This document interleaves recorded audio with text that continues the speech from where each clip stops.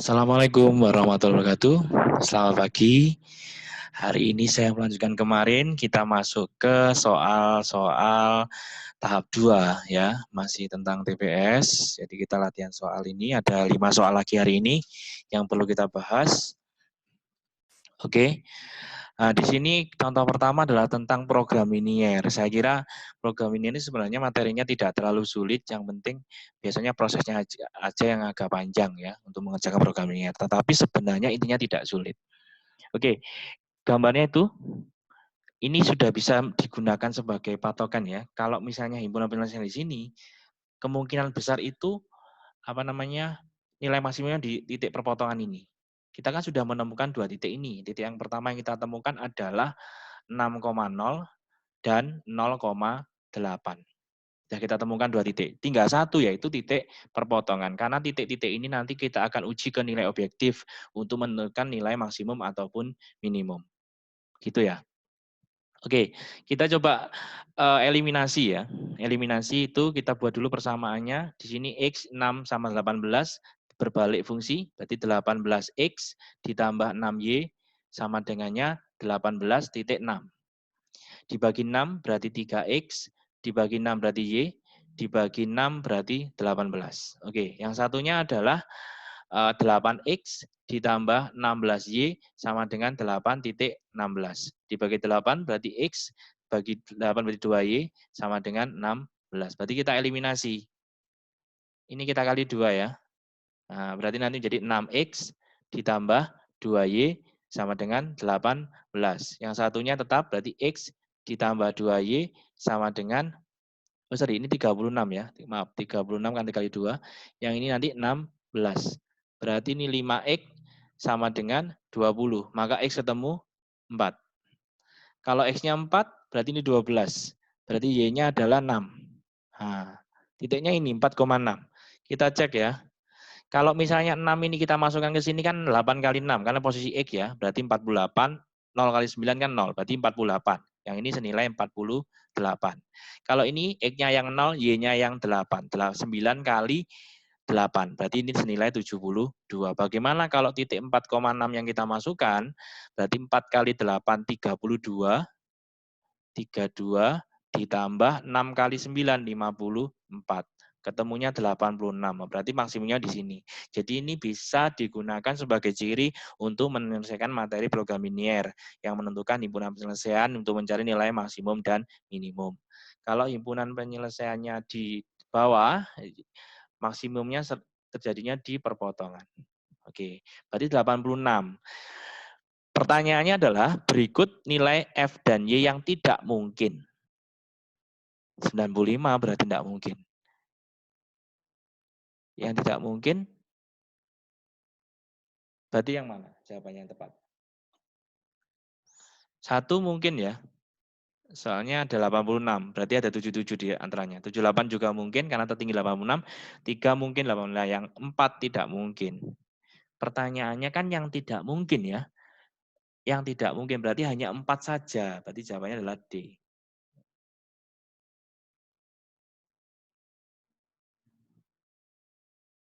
Oke. Kita lanjut soal nomor 2.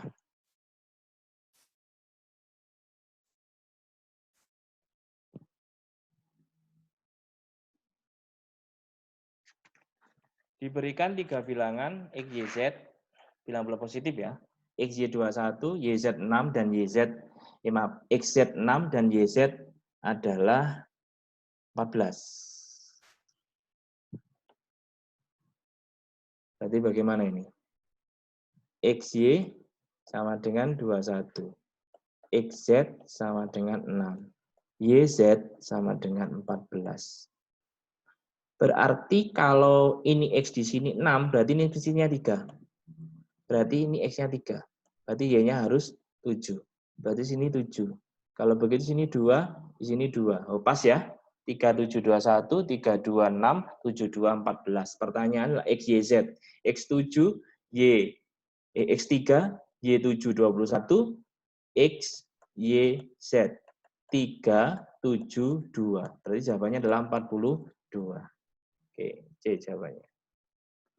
Mudah ini ya. Saya kira langsung bisa menebak angkanya. Soal berikutnya. Soal nomor 3.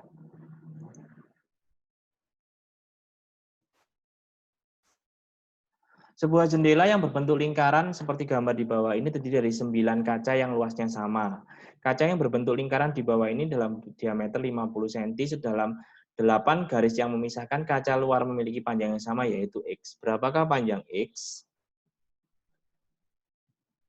Jari-jarinya kan 50 cm ya. 50 cm.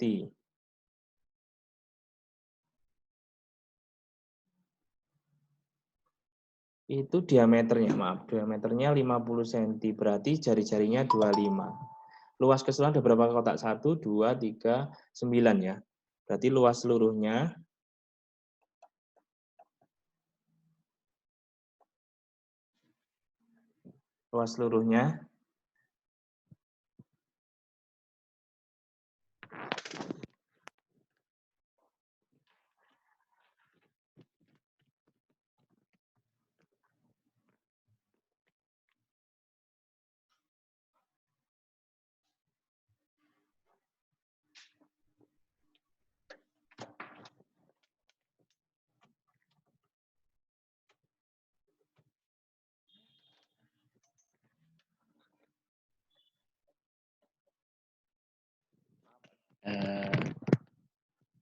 sebentar ada kesalahan teknis.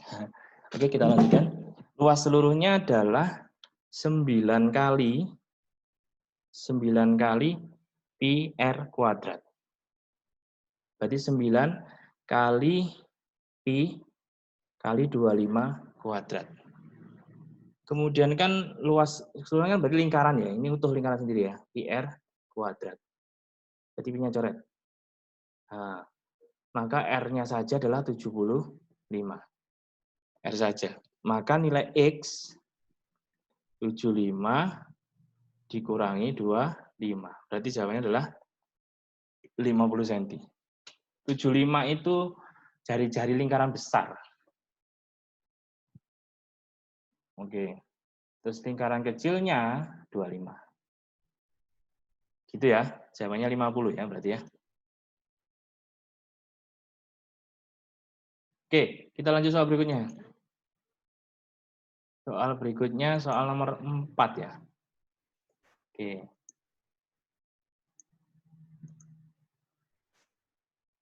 Nah, ini ada soal seperti ini.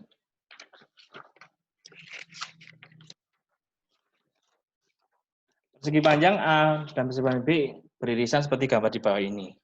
Perbandingan luas persegi panjang A dan luas irisannya adalah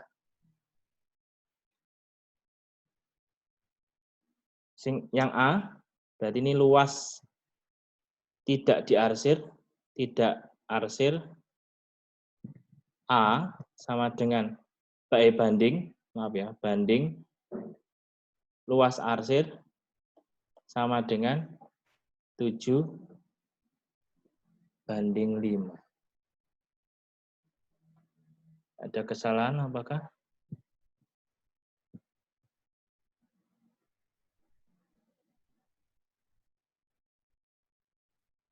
Ada kesalahan di soalnya nih ternyata ya. Angkanya beda. Ini seharusnya 7. Yang di bawah 30 ini harusnya. Berarti ini 7:5.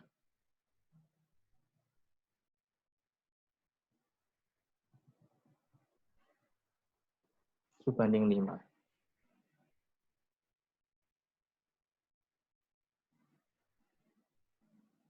Terus luas tidak diarsir B banding luas arsir sama dengan 30:12.